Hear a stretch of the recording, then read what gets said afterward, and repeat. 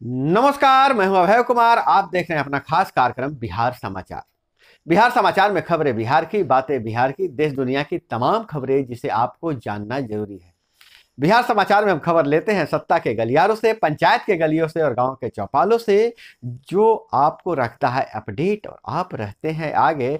तो बिहार समाचार में अभी सबसे ज्यादा चर्चा है शिक्षा विभाग को लेकर। शिक्षा विभाग में दो तरह की घटनाएं हुई है और दोनों ही महत्वपूर्ण घटना हो रही है जिस पर चर्चा हो रही है।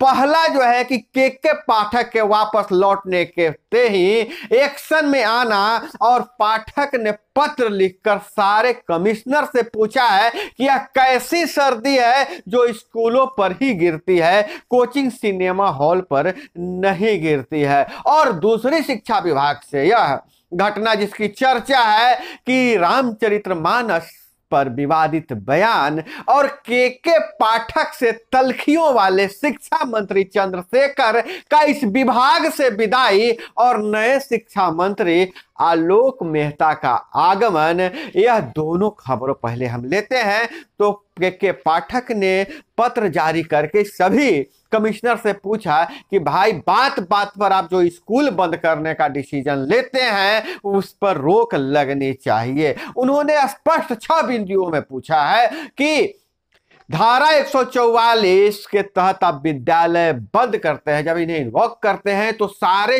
चीजों पर यह लागू होनी चाहिए, दुकानदारों पर, मॉल पर, सिनेमा घरों पर लेकिन नहीं लागू होता है।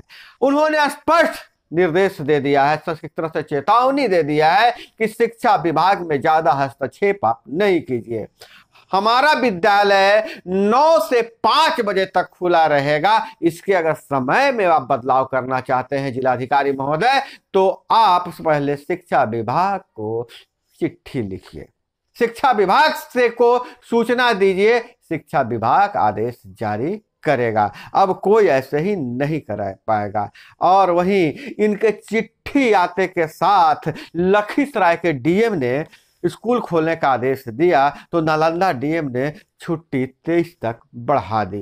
तो इनके जो पत्र जारी हुए हैं इसके लेकर अधिकारियों ने भी प्रतिक्रिया देना शुरू कर दी। हालांकि मीडिया में आकर तो नहीं बोले, लेकिन आप आदेशों के जरिए उन्होंने स्पष्ट कर दिया है कि के पाठक की जो राह है बहुत ही आसान नहीं है। अपर मुख्य सचिव के पाठक के निर्देश के बाद स्कूलों को 22 जनवरी को से खोले जाने के पत्र शनिवार देर शाम जारी कर दिया, मगर नालंदा लखीसराय में जारी हुआ है।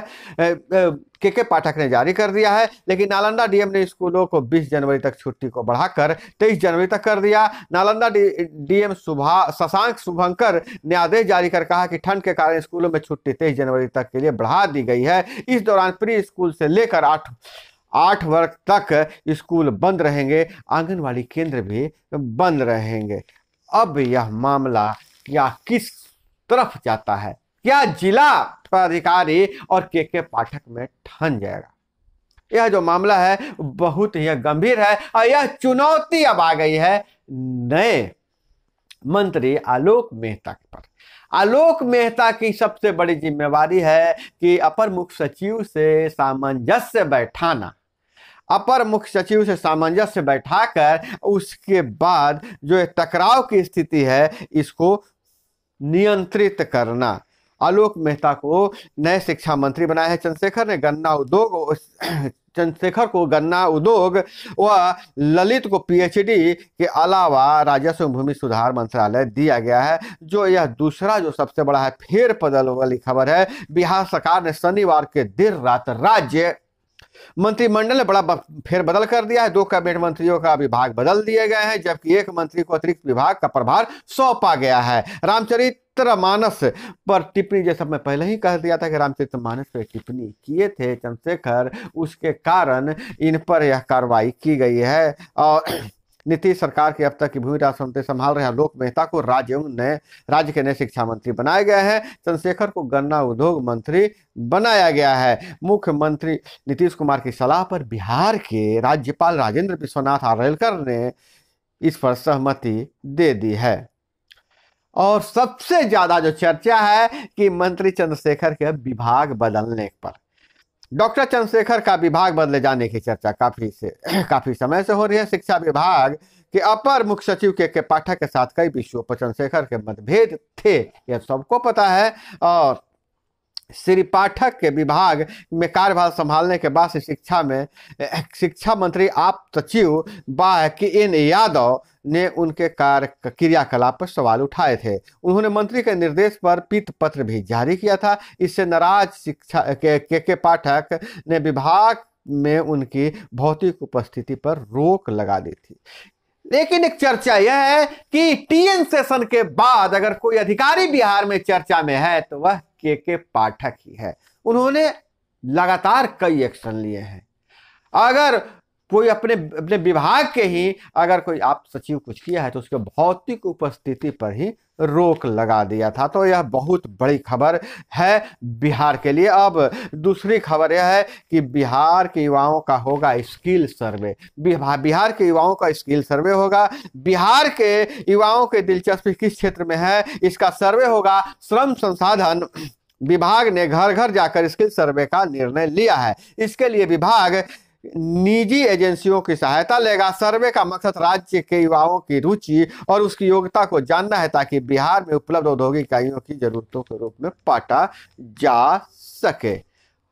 बिहार भी अब औद्योगिक क्रांति की ओर बढ़ रहा है, लेकिन औद्योगिक क्रांति के लिए सबसे बड़ा चीज होता है स्किल्ड लेबर। अब बिहार सरकार सर्वे कर रही है कि बिहार के युवाओं को किस क्षेत्र में ज्यादा रुचि है, किस क्षेत्र में रुचि है, उसका सर्वे कराया जाएगा। और तीसरी खबर हम ले रहे हैं पंचायत सरकार से, गांव की सरकार से।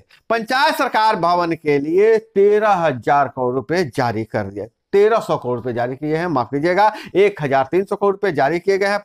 और 2,000 पंचायतों में सरकार भवनों के निर्माण में तेजी आएगी। इससे पंचायत सरकार भवन निर्माण के लिए सरकार ने 1,300 करोड़ रुपए की राशि जारी कर दी है। वित्तीय वर्ष 2023-24 में 2,000 ग्राम पंचायतों में पंचायत सरकार भवन का निर्माण कराया जाना है। इसके निर्माण पर 41 अरब 71 करोड़ के लागत आएगी। पंचायती राज विभाग ने पंचायत सरकार भवन निर्माण को लेकर छठे वित्त आयोग की 1,300 करोड़ रुपए राशि सभी जिला पंचायती राज पदाधिकारी को आवंटित कर दिया है। राज्य के सभी 8,053 ग्राम पंचायतों में चरणबद्ध तरीके से पंचायत सरकार भवन बनाया जाना है। जैसा कि आपको पता है कि पंचायत सरकार भवन बनाया जाना है और इसके लिए राज्य सरकार ने 1,300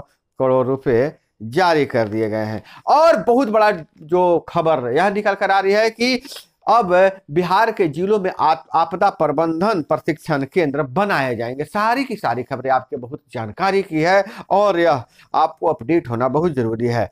राज्य के 18 जिलों में आपदा रिस्पॉन्स फैसिलिटी सह प्रशिक्षण केंद्र निर्माण में तेजी आएगी। आपदा प्रबंधन विभाग ने इसके लिए प्रशासनिक स्वीकृति दे दी है।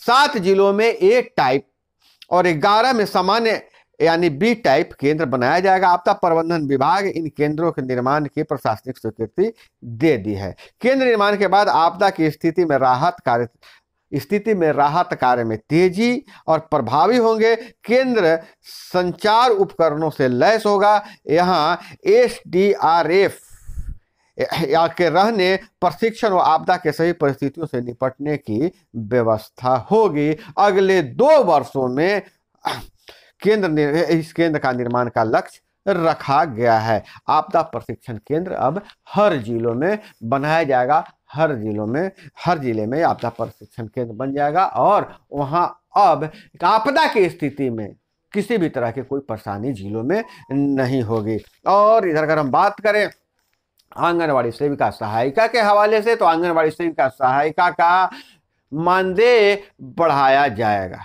अभी पिछले दिनों खबर आई थी हरियाणा से कि वहां मानदेय बढ़ाया गया है और हड़ताल अवधि में जो उनको भुगतना पड़ा, हड़ताल अवधि के भी पैसे दिए जाएंगे, ऐसा सूचना मिल रही है। और अभी जो बजट सत्र शुरू होने वाला है उसमें आंगनवाड़ी सेविका सहायिका के लिए कुछ बजट निर्धारित किए जा सकते हैं। तो आप खबर बनाए रखिएगा इस चैनल पर खबर, और जैसे ही आंगनबाड़ी सेविका सहायिका से संबंधित कोई भी खबर आती है तो आपको जरूर सूचना हम देंगे। और इधर अगर हम बात करें तो